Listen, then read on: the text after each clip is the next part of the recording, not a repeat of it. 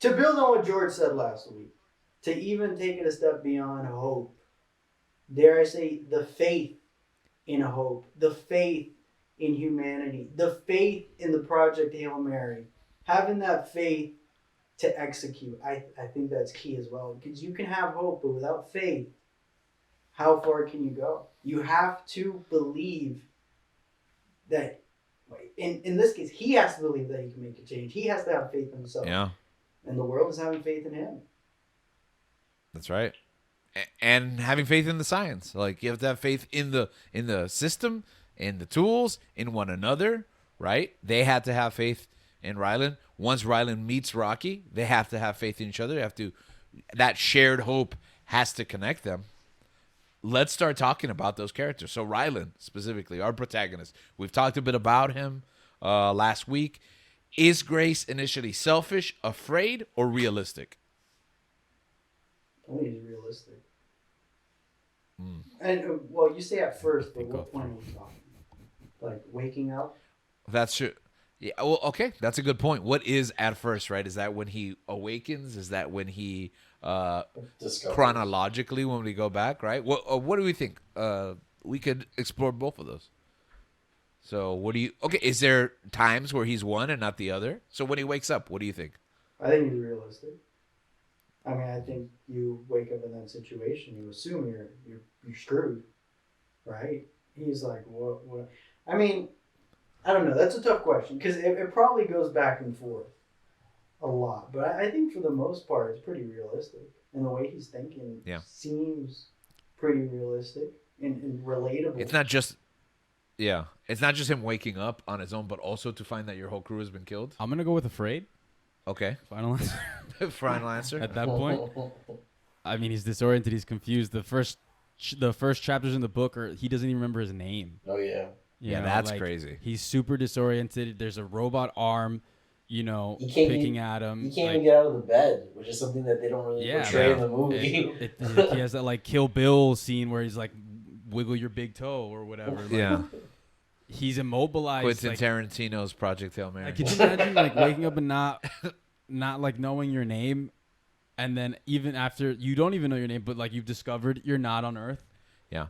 Isn't it funny how you can still remember language even when you can't remember your own name? And there's like key pieces of information and knowledge that like he retains even if it's like identity and experience. Like he has like almost zero experience memory, right? Yeah. But he still has like certain things that he's learned. Like it's ingrained in his mind. Yeah, some people struggle with experience memory. They need to wake up. I don't know who that's targeted to, but they know. Oh, okay. No no one will ever get that joke. About experience memory and the lack thereof. Does being forced into heroism make the sacrifice more meaningful or less? Repeat that? You're forced to make a sacrifice? Yeah, does being forced into heroism make his sacrifice more meaningful or less? I don't think it changes. I don't think it detracts from it. Yeah, I think it kind of, well, in the book, one of the moments I think that was one of my favorite moments in the book was when he struggles with the idea of like, oh, I wasn't selected. I didn't choose to go up here. It wasn't me. I was forced up here. And like he goes through this like moment of like, I'm just so like I'm depressed about it because it's like I would have killed myself. I'm not the hero. I'm not the hero. All this stuff that I did is like it's good for nothing. But like who's the one that snaps him out of it? Rocky does. That's right. He's the one that tells him like, no, you are a hero. And like it kind of brings him back up. He's like, no, you're right. I am the hero because in the end he is. And he always was. It's just that he remembered a key fact that just put him down this rabbit hole that just kind of like was such a sad moment in the book. Yeah, and we get bogged down, right, with the details. We get bogged down with the key facts that holds us from meeting our potential or accomplishing our goals or the task that is set before us, because sometimes those like one or two critical pieces of information or thoughts, they're the the negatives that kind of create our subconscious or our awareness, the way that we see ourselves, our self perception, even. Yeah, I mean, when he wakes up with no memory of who he is, it's just what's in front of him. And then using what he has at his disposal, he doesn't have any inhibitions of his past, of how he grew up, of what his life was like, of his fears, of all these things. He just he has what he has what he has. Like that's what all these he's equipped with. Like, it's like, and he's confused. Like, how do I even know these things? How do I know?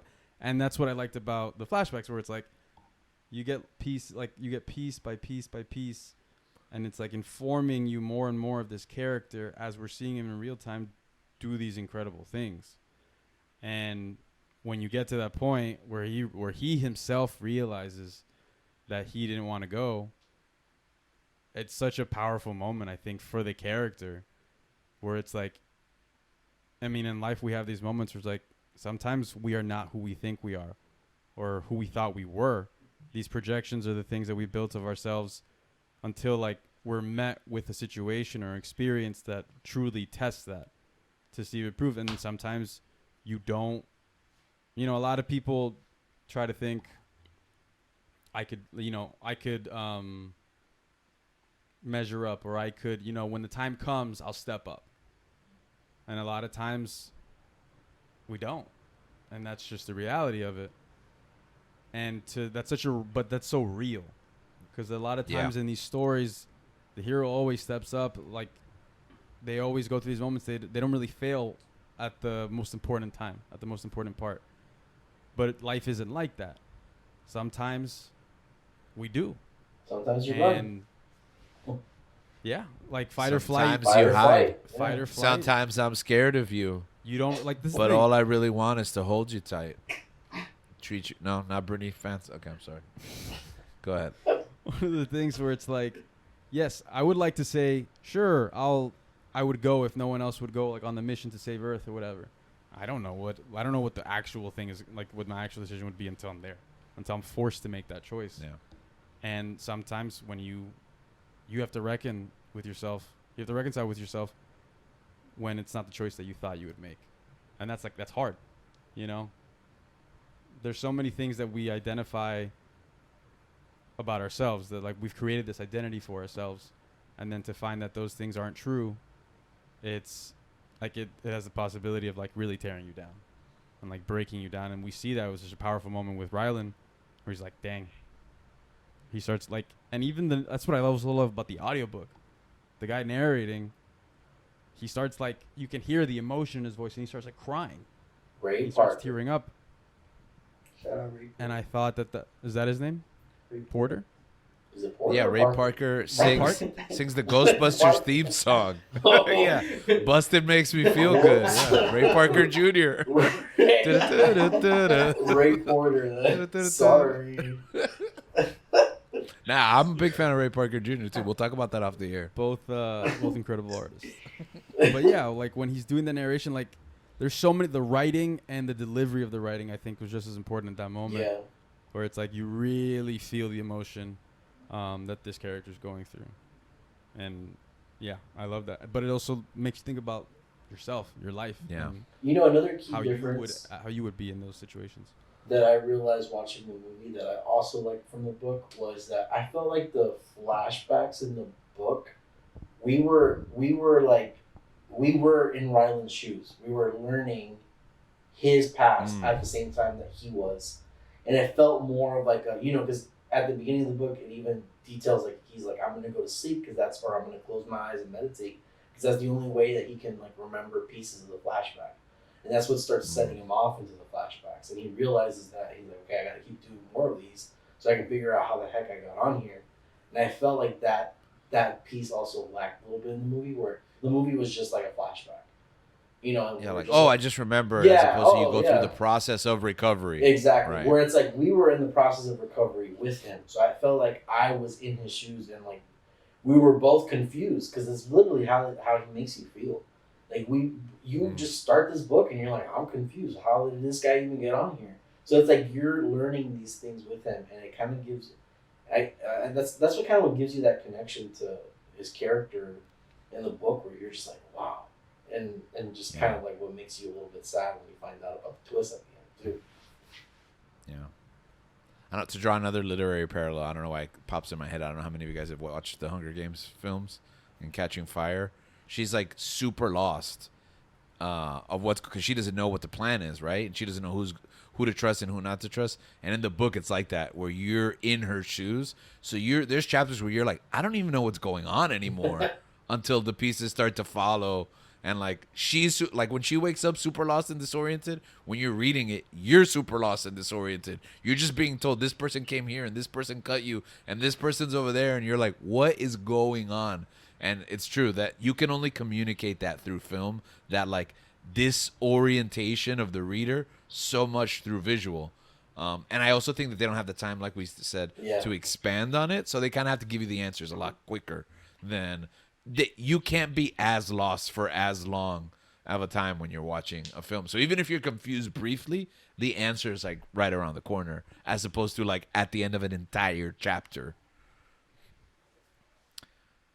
Okay, so we're going to talk about, and I know you guys have been dying to talk about, you've been sitting on that couch wearing that same clothes for a week now, just waiting to talk about this character, Rocky. All right? Did you guys know, before we even talk about Rocky, just off the top of my head, did you guys know there was an alien leading into the reading of the book? Not at all. Actually, the trailer for the movie. Into reading the book? Spoiled because you hadn't got there yet, and then you saw the trailer? I think I saw the trailer before we even started the book. Yeah, Okay. exactly. So that's why I knew there was an alien. Okay. I remember watching the trailer and I'm like, yeah, I remember watching. But the it wasn't in trailer. the back of your mind, like while you were reading it. It was, they keep it vague in the trailer, so I was like, oh, it could be a robot, it could be an alien. There's a thing. There's another thing. There's an important thing coming. It's this thing Well, I mean, with 5 legs, and I mean it'll show eventually. But I mean, I guess I didn't specifically know it was an alien, but I knew there was something coming. Some addition to his journey just happened a little bit later than I thought, and I didn't realize how important, pivotal it was going to be to the story. It was later than you thought, though, right? Because you're like deep into the book and it Yeah. hasn't even happened yet. Yeah. so in the trailer's what, like, I guess led me to start asking questions, and I'm like, oh, this looks good. But then I remember watching that part where like they show Rocky, and then they cut to Grace talking into the video camera. He's like, so I met an alien. And I remember thinking, I was talking to Jordan, I was like, I feel like I shouldn't have seen that. And you were like, yeah, I don't know why they did that. And as I'm reading the book, what made it easier for me was astrophage being introduced early. Where then they talked about astrophage like an alien. Yeah. And I thought that was that necessarily easy because that was pretty early on. And I was like, oh, okay, this is the alien or whatever that they're talking about. And then like the second one, but also once you see the signs in the book once I saw the signs of the book that like there's another life form out there, another ship or whatever, then I already started being like, oh, there's another one. So. I don't remember. I found out something at some point, right? I think I texted you guys, right? Well, I think you said, "What is there going to be an alien?" And George was like, "What alien?" Yeah. And it was just a generational gaslighting game to try to undo the damage of the trailer. Yeah, because I had also just watched the trailer. I had just gone to the movie after I'd already started it. And I think I got into the movie late, just enough to see something about like a rock alien or something. And I was like, am I seeing that correctly? Like, I don't even know who the hell is that. Did they add an alien to this movie? Oh, That's what Astro. that I've read looks 12 like? chapters. There's no alien. That was I think that's how it started. Was did they add an alien just to the Oh, movie yes. in the That's what it adaptation? was. And we were like, they must have, I don't know, added an alien so that Ryland's not talking to himself the whole time. And I was like, what alien? I'm in the trailer. I don't know anything about it. There's no alien. Funny, they would have these conversations like multiple texts, and I'm just like, I'm not gonna even entertain it. You got it, George. Wait, at some point, there was a conversation about there being 2 aliens. Yeah. And we're weeks removed from that conversation. I'm not really sure what we were talking about at that time. What was the second alien? Because it was Astrophage and Rocky. Astrophage. Yeah. Okay. The astrophage is the other alien. Yeah. But it was pre the movie, so how did? Oh, based on the book because they had already introduced the astrophage. Yeah, because in the book, Astrophage is just introduced early, but they make it a point to just refer it as an alien. Because early. yeah, right, it's a an life, alien life form. form. Yeah. Yeah. So like we Yeah. are not alone, so Right. they make it a bigger deal than in the movie where it's like Oh. it's just like a bacteria or something. That's another part. The little subplot about that he believes that you don't need water Yes. to That was exist, very- and that's like it feels like a quarter of the book, that's right? That's a And it's 30-second add-in. You know? Yeah, To like validate because that was they crazy. they Your did life's go work. over it. Like they went over it at the Yeah, they beginning. did. So I'm like, okay, so they're probably gonna give him that validation in the movie, and it never happened. I was like, what? I was like, that's such an important piece that I felt like wouldn't have added that much more time It's water. Wait, but what validation? of like the. Because his life's work was wrong, right? Just Yeah. like, yeah. No, it ends up being right. No, he ends up being wrong. No, it's Because wrong. he and It's Rocky just like in the use movie. water. No. In the book, he is right. Oh, later on, Yes. he thinks it's wrong, He just thinks like it's in the wrong, movie, and yes. later on they validate it. And later on, they Yes. validate it because Rocky tells him that he's not something that on his cell is not made of hydrogen, and he's like, "Wait, That's so right. you exist purely not out of hydrogen?" And Rocky's like, "Yeah." And he's like, "Oh my gosh, so I was right." Oh, you're talking about later on. Okay, you're talking about I get it later on, yeah. Yeah, later validation on. Yeah, towards yeah. the end. Yeah. towards the I was end. more focused on the fact that the journey to prove that he was right and then he's wrong is like such a Yeah. long journey in the book. Yeah, And it's that's like true. I blinked and it's over and we moved on and we never come back to it. Like you just said, it's supposed to be a big deal. You validate it later, but it's like, oh, that was just like a part of the early movie and then we move on from it. Yeah. Yeah, that would have been nice. Now I'm upset. You're right. This movie sucks. But back to Rocky. Why does Rocky resonate so strongly with readers? He's the last It's survivor. adorable. So you kind of immediately kind of gain that attachment of like you feel bad for him. Okay, sympathy. Is that do you feel the same way about Superman? Do you feel bad for Superman? Yes. Yeah. Yeah. Oh, okay. I also feel bad for Superman. You don't. Yeah, I'm just asking Just those why you guys. He lost his entire family. I'm sympathetic to Superman. Yeah, I don't know. I guess I did say it in a weird way. Because it's- Yeah. Do you feel the same way about Superman? feel I Huh? was sorry like, for you got Superman? beef? You hate him? Yeah. He sucks. Zack Snyder convinced Snyder me. did a number on you, man. Wait till the Living rent Gallagher free right movie here. comes out. Nah, that's gonna be his redemption. You said because he's cute, Gabriel. How does he come off as cute? I thought you said In the book. He's a dork. The way he speaks. Oh, no, I think he said adorable. Oh, adorable. You just said, what do you think I said? I thought you Oh. said he was He's a a dork. wolf. I thought you. I thought you. He's a door. I thought you said he was Thor. Am I a lion? I don't think of myself as a lion. No, alliance. What's going on? I think it's because I think it's the way that he speaks. I think that it's in the book, particularly like listening to it. There's just like a playful innocence Yeah. to Yeah. the character. Yeah, he's so pure. They don't understand. He doesn't. His species doesn't So- understand things to the like the way that like Yeah, he's humanity curious does. and I think in the movie, I think we talked about this when we see pictures of it in real, like what it's gonna look like in the movie. It was smaller than what we thought, right? Yeah, I thought he was smaller than what I Okay. thought he not. I didn't. I still think he's smaller. Than I didn't what- think of like. I think he he's- changed his sizes during the movie. To be quite frank, sometimes he seems smaller than he does in other Yeah, scenes. that's true. But I didn't think. I remember you sent a picture, and I didn't think he was that big, but I also didn't think he was that small. That dude looks like he can fit. Like he'll be sold like at Disney on the like a backpack Yeah. or something. That's a back bling if I've Yeah, ever it's back seen bling. it. Rip Fortnite. The picture I sent, he wasn't a giant spider. He was a giant. No. Yeah, it was that thing that Kylo Ren goes to visit at the beginning of Duel of the Fates, the script that we're totally That's- gonna that's read in the one day. table. If you Right, or if you yeah. want Yeah. to go back further, he was like in that movie Noah with Russell Crowe. Oh, that's right. There was a The- giant spider in The Noah. Rock. The Rock. The dance. final villain from Stranger Things. Yeah, is a tree. There's spiders everywhere. Oh, okay, that's true too. There's that spider in Wild Wild West that John Peters wanted to yeah. be in the Superman movie that Kevin Smith was gonna write. No, too deep of a cut. I remember that. No, I remember. Okay. Yeah, Yeah, you lost me. You lost me on that one. We'll unpack that later. big giant thing? That's for we'll explain that on the Supergirl episode.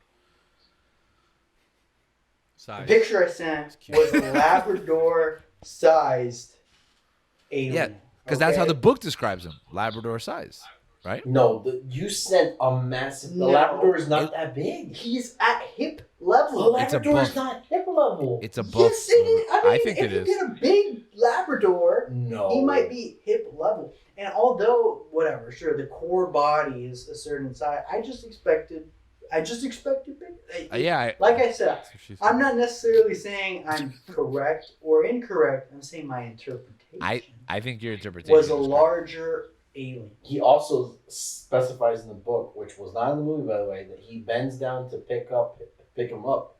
He literally stands over him and reaches down to pick him up. Well, I have The to main bend reason- over to pick up waist-sized Labradors. the main reason I think that is because, first of all, in the book they mention his weight in like detail, and number two, there's that scene that's not in the movie where he has to put Rocky on his back with the chains. That's right. That description felt a little bit bigger. Bigger. Than what I was, that's not what I was expecting from the movie. I think the size is great. I think Yeah, it it's works fine, yeah. better for the movie that he's that size. He literally mentions it as a backpack. Backpacks can be pretty big. Yeah, and can be that's not Labrador giving size. the Yeah, left- waist. Yeah. Waist. Have That you- Rocky in the movie is poodle sized. I'm thinking No, he's large not. dog. Yeah, he's small. Yeah, he's Look at the tiny, size of man. the leg. He's like tiny. he's like a He loves chihuahua. being on- He's like Yeah, a toy. he's not. He's like a toy poodle. Yeah, he's like a He's baby not. kid, and he's practically an Yeah, ant. you kick him across the room. Like, he's small. Yeah, tiny. But that's enough picking on Rocky's size.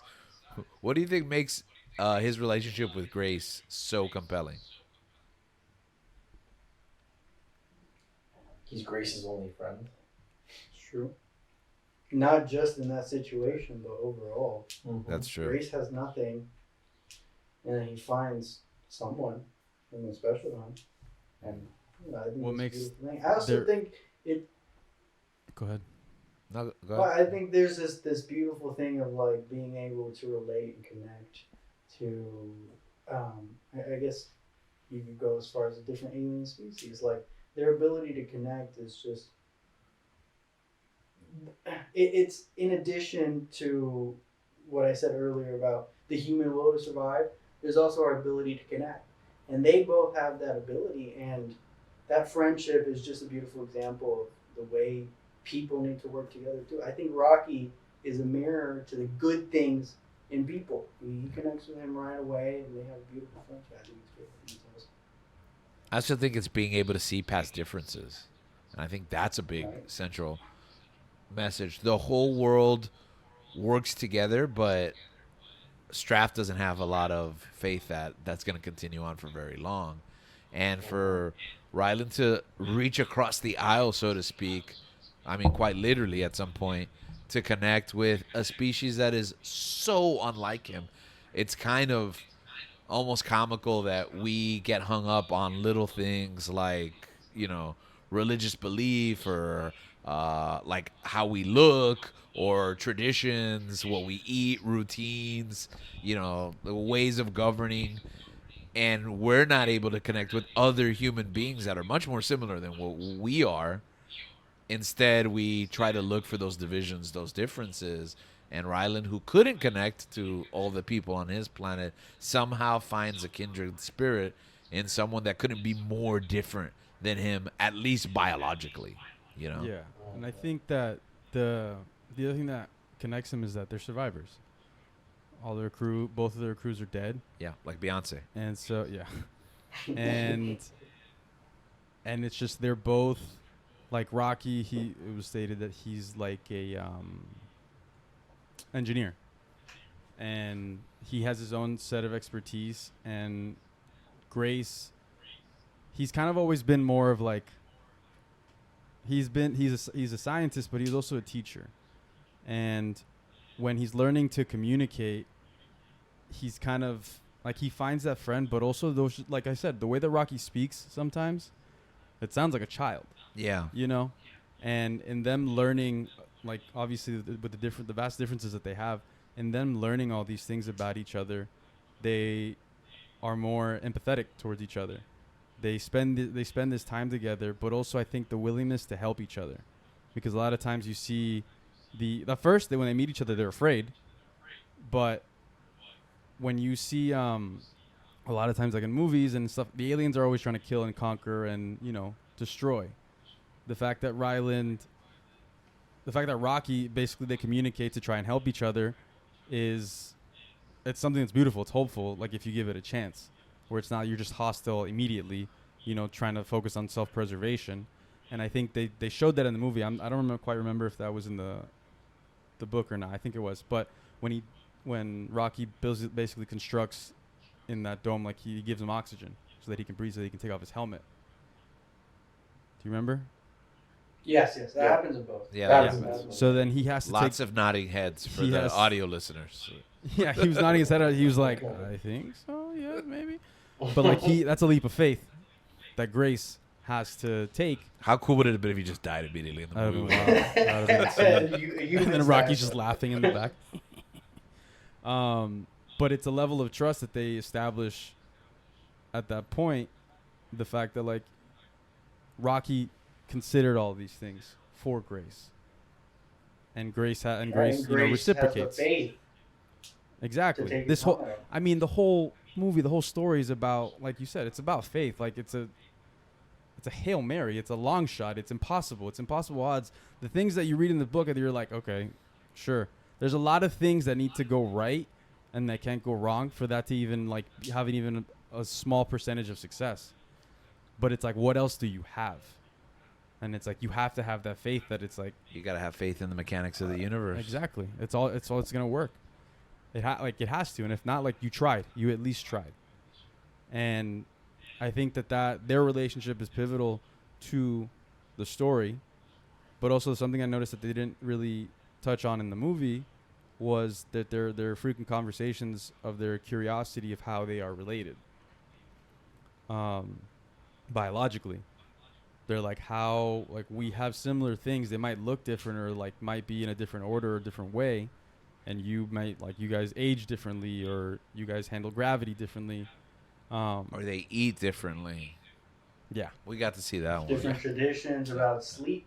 Yeah. I think the Yeah. sleep And one is very Sleep one is important. very important Yeah. because they watch over each other, so it's Exactly. almost like a bonding experience that they Yeah. have. And I the kinda like it. acceptance of Ryland, Do you want me to watch you sleep? understanding Yeah, please. that the Rocky camera. would feel more comfortable with someone sleeping, or would feel more comfortable with someone watching him sleeping. His acceptance and kind of allowing himself to take part in what is essentially a tradition that a different species has. I think it's awesome. Well, they have Yeah. that unspoken Yeah. rule in the book. Yeah, That unspoken rule that they say it's an Earth thing, it's an Iridian thing. right. Yeah. That it's just like there's no explaining it. We're just doing it because hey, it's an Earth thing.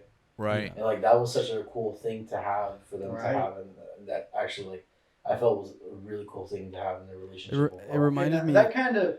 Go ahead. So I was just gonna, and just big difference between book and movie. I think just in the book you get more back and forth between Ryland and Rocky. Yeah, you build on that Uh, relationship. You build on that relationship a lot. It's and less then- emotional, I think. It's more like In the movie, right? yeah, in exchange of cultures, right? Right. And in the movie, it's more like oh, they're so funny and cute together, like Exactly right. Yeah. it's So more like they're being vulnerable and showing each other different sides of their species and their acceptance to take part in that because they understand that they need each other. yeah, it has that comical spin where like where they did this in the movie where he's talking to like the video diary, and he's just like, he can hear everything. He's like, who are you talking to? And it's just like it's a comical take. take on what like, which I don't think was necessarily bad. I think it worked. No, it worked. Yeah. But I think also in the book, those are just there's a bunch of those moments that really expound on the relationship between them. But I was gonna say the thing between the Iridian thing and the Earth thing was like it reminded me of that like signal that they have in the bear, where they like rub the chest, Yeah. and they're just like, it's fine. Like, well, let's get Oh, through this. And that's let's a move much forward. better comparison because it reminds me of this annoying thing that The Rock does, where he's like goosebumps, goosebumps, and he rubs his arm exactly, and I'm like, oh, they're doing the Rock thing. Ah, I hate it. Yeah, and that's just sometimes the communication doesn't need to be verbal Yeah, for two people to understand each other, and I think that's what happens until they learn to like speak each other's languages. That's all you have. And to me, I think about these things where it's like I'm reading this book and I'm trying to put myself in this situation. I'm like, obviously, I don't have the knowledge this guy has, but to attempt to even get to that point to communicate without words, without language, is to me. I'm like, how the heck is he gonna do this? You know? And I had such a great time seeing how, like, reading about how Weir did made that happen. Through science, he made that possible. But also, like, how Rocky speaks in musical notes. yeah, Even something else that was so interesting to me, where it's like, you know, he has to like play a keyboard. He plays a key to be able to communicate, and it's like I would never would have thought of that. mm-hmm. You know, and to even wrap my head around, I'm like, oh wow, that's.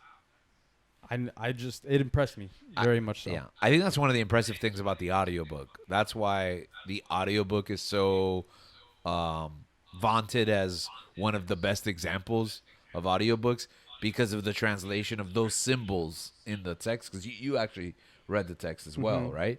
The symbols in the text to be sounds in the audio is a very creative and inventive way to interpret the text to the audio medium and back. So that's how it ended up on our reading list so early on, and that's why I think it's a highly critically acclaimed audiobook. So if you're reading the book, I'd recommend doing both. Go out of your way to listen to Project Hail Mary because it's both a great novel, it's an excellent audiobook interpretation, and then clearly a great film adaptation as well. Back to Grace and Rocky. Oh, one thing I really liked that they demonstrated was that they're an advanced civilization, but they haven't cracked everything that we've cracked. So it's like an exchange of thoughts and ideas for them to have figured out things that we couldn't even fathom. Xenonite, Yeah. relativity. But not been able to observe other things that we like mastered, years in the past. Yeah, It's so intriguing. Like, and he even you kind of feel Weir's or Grace's through Weir, astonishment as to how they can get even to that point, but lack such important knowledge that seems so like not necessarily basic, but like fundamental. Essential. Yeah. Essential to their survival because that's why they die. The rest of the Rocky's crew. And Right. Rocky is just lucky. Yeah. I think sometimes in our lives we're that way. Like we've mastered something that I can't even fathom, but then we're missing that like key component and sometimes it's even our lives are, and they're just like, oh, that's how you're supposed to sleep. Oh, that's how you're supposed to eat. Oh, like you're supposed to rest. Things like that. Some people really got aspects of their lives figured out, but they can be so unknowledgeable. And I think in my life it's like that. I'm like, in my 40s now, learning things that, oh man, I really wish I knew that 20 years ago, and I look at people. You talked about music a little bit, those musical notes. I teach theater, I teach language, but I look at music like another language, and I appreciate it. I can't wrap my head around it on the same level of I can't imagine teaching it to someone and having them then replicate it back to you. It's almost like a fantasy, right? And it's just funny that we can master certain areas of our lives and just be so illiterate, for lack of a better terms, or just not knowledgeable in other areas. And I think that's why we need all kinds of people in our lives, and especially people that are different than us. It's important to find common ground in the people that are the same, but it's also so important to find the people with the different perspectives, the different traditions, the different voices, and the different ways of living life, because through those experiences, we start to kind of compile and not find ourselves, so to speak, but find how we want to navigate who we are in the world around us. Yeah, shout out that travel episode we did years back. That's true. That's right. Um, the sleep thing you guys mentioned too. I also like that because it's funny that to them, watching each other sleep provides safe and security, but for us, it presents It's weird. fear because if you think about it, how many times have you heard it's creepy to see for somebody to watch us sleep, right? Because we look at each other as a threat to ourselves, and for them in their communal society, they see themselves as safety and security, and it kind of like challenges the notions of like, why do I think that? Like, why do I look at the world the way that I do? Is it a natural impulse, or is it just what's been taught to me? What is it that I'm afraid of? And where are the areas of my life where I can let more people in to provide safety and security rather than seeing them as threats? Yeah, think it's I think it's a combination of obviously experiences that we've gone through, experiences that we've heard, like real experiences that I've heard other people, but also what we watch. I think what we've taken in from movies, TV shows, all these things. A lot of the central themes are about good versus evil, or some sort of like whatever violence is what and captures a lot of media today. Yeah. Where it's like you versus him, and it's I don't know if like obviously with the world the way that it is, like there's just a lot of division. How is the world? It's crazy. It's insane. It's divided. Yeah. Broken. And I think that subconsciously that gets to you. I think the more that we take in subconsciously, these things start to like bubble to the surface, and you start feeling a certain way, a certain fear that you hadn't felt before, because maybe you saw something and you can tell it's in the context of a film or a TV show or whatever story, but if it's real enough, sometimes that can seep through, and that can be a little scary. And I think I liked what you said, because at first when you were like, why do I feel that way, like defensive of like someone watching me when I sleep or whatever, and I'm like, I mean, it's a vulnerable state, and Yeah. but at the same time, I think what's important is to realize is like who you surround yourself with, Right. who you allow to watch you sleep. Who's in your circle. That is an important choice. Who you want to feel safe around, and also be mindful of not everyone's going to be that way. Right. Some people have other intentions that might not be for your benefit, and it's important to be able to distinguish between the two, but not let those that not let the ¿cómo se llama? Willingness to not do something. Not being resistant or hesitant. Yeah. To not let that stop you from having faith and trusting in people, even if you don't know them. Yeah, you got to find somebody to watch you sleep. Yeah. Even if it's not going to be just anyone. Because then it's like you're going to be like Grace, and you're going to be alone. Yeah. And he doesn't find that until he travels across the stars, and meets another life form that he's been able to relate to more than anyone on his planet, another species like his own species. And I think that's beautiful. All right, we're going to move on briefly to the topic of ethics and sacrifice, and we can talk about strat there. Is it morally acceptable to force someone into a mission like Grace's? How do we feel about The strat? ends justify the means. Exactly. Yes. Yes? Julian, why? I think the thing about Straff, honestly, I was upset. Who's Strath, by the way? Mistborn. You're confusing the books. You're Mistborn coded. I am misrecorded coded. Strat. The thing about Strat. So I was like really upset when I found out, because I felt like in the flashbacks in the book they do so well at like connecting Grace with Strat, where I'm like, oh, Grace, has found another They person. might love each other. No, We're shipping Strat and Grace. You all were Whoa, shipping. I didn't ship them. I just said that sometimes it felt like there was something there. It's not Right, because it's not that we want them to be together, but you're reading and kind of know how these stories go, so you're like, are Yeah. they the love interest? Exactly. It's Rocky. They're bromance. No, man, that movie made me It think. really is. That movie made me think that there was something there. I'm like, this is strange. Between Strat. Strat. Oh, no. I thought the movie leaned too heavily into Rocky and Ryland's physical Yeah, relationship. the Xeno. Whatever. I'm not He can watch him sleep, but why you gotta watch him like that? gonna watch it again. Okay, so you were upset with Strat because Oh, because of the betrayal scene. But in hindsight, you know, she's literally taken on the role of saving the world on her shoulders. Yeah. And in that aspect, like no matter how difficult the decision was, and she tells him how difficult this decision is. It's not an easy one for her, obviously. But she has to make that call. Because in the end, there is no survival at all. Yeah. Everybody's gonna die.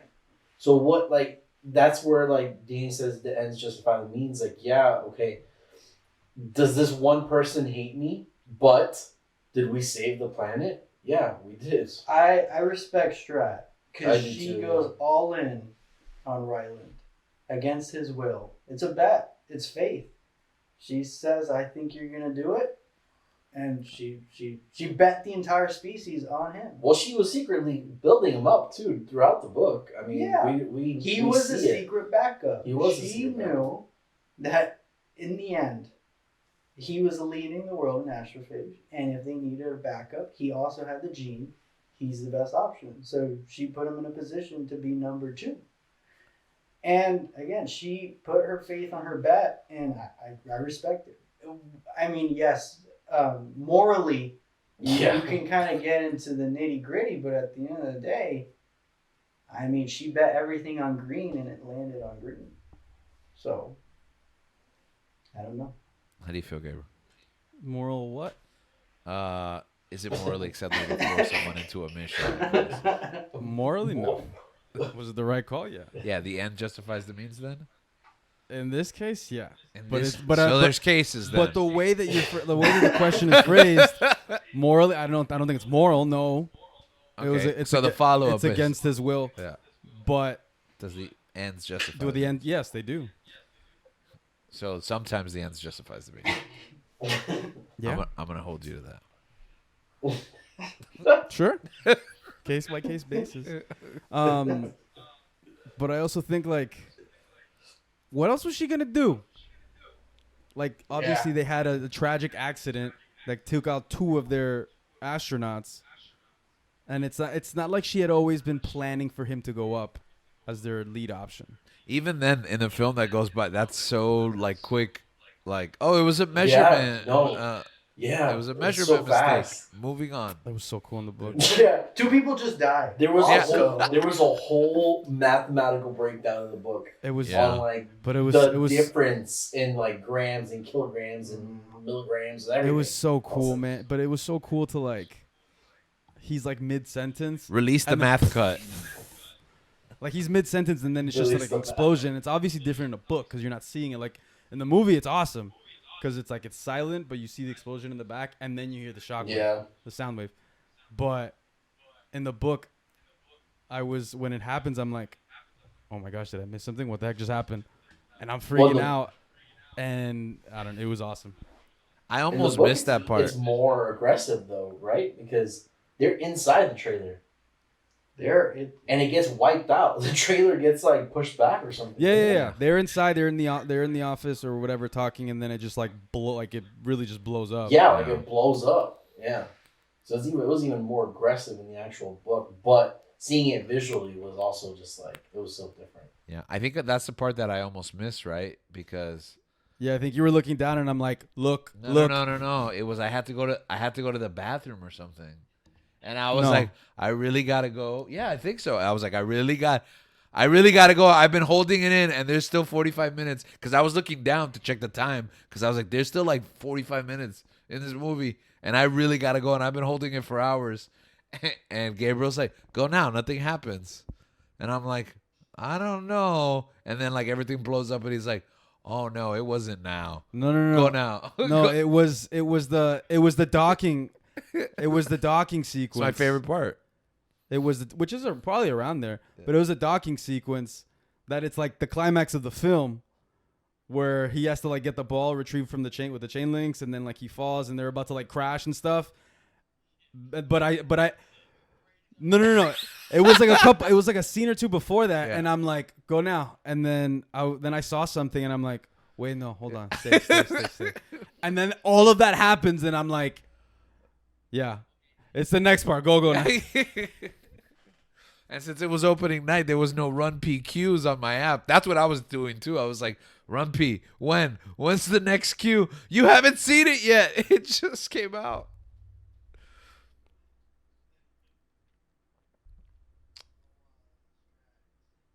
Yeah, okay. So let's talk about that moment then, okay? I like that the choice came from her, the actor herself. Yes, yeah. But again, to And me, didn't- it just felt. didn't I have think another- thematically the lyrics too. Yeah, like- they work. Yeah, Yeah. they It work works well. perfectly. Yeah. But also, that was the song. Like, she didn't give any other option. She's like, if I don't get to sing this song, I'm not gonna do it. Yeah, and that's So why then- but, I like, it respect it. worked. I respect the decision. Yeah, I It's thought it was all- going to be Sign of the Times by Prince, but I think I don't see it work. I don't see necessarily. I see it out of character for Bookstrat, but I think for the movie, I think it Yeah, works. movie strat, it works. Book strat is just they spend so much time building her to be like this really like tough, and like she like, you know, throws down with different governments, and like no one can really like tell her what to do. She's an unstoppable She force. steamrolls over anybody and anything in the book.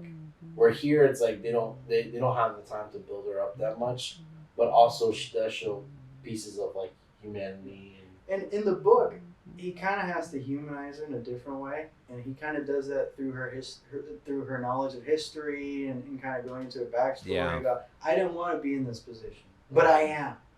So, in a way, she kind of parallels Grace because she's in a That's position where she has to do what she Yeah. has to do. It's not about whether I can or can't; it's I have to, and she's I mean, going that's to just the do theme. what she has to do. Yeah, I think that's just the theme of the story. I mean, with Grace, forced to go, and even then, Crew dies, and Rocky too. Like Rocky dies? Rocky's an engineer. Oh, Dude, when I thought Rocky Spoiler- died in A Texas spoiler, Georgia, I'm like, everybody. what the? if you haven't read the book. I was so upset, if you haven't read the book, what are you doing? Why are you listening to it? and Might be too Oh, we late. told you to. Sorry. but yeah, and I mean, I have to. At this point, it's just a joke now, but it's like, oh, I have to get this in while I can. It's like in Interstellar in the docking Oh my sequence when they're like, "Coop, it's impossible," and he's like, "No, it's necessary." Dun dun dun. And then yeah, it's just That's so specific. because also I think some of the scenes reminded me of a lot Yeah, of I think so. Interstellar. Yeah. There's some inspiration. Everything reminds Oh, you of for sure. Interstellar. Life. For sure. there's So yeah. inspiration. So when Rocky dies, did you just think the second alien was gonna come later into the book? Yeah, but it like in the background's like, "Don't let me leave, Murph. Don't let me leave." He becomes friends with the Talmiba.